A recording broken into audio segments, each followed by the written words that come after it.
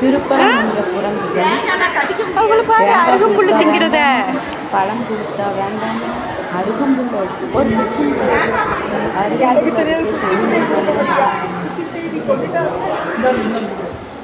யாரும் எதுவும் செய்யறதில்லை. சாப்பிடுது.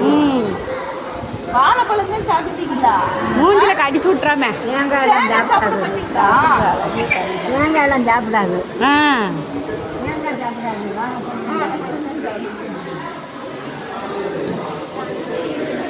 என்னையா பாரு குறைக்கு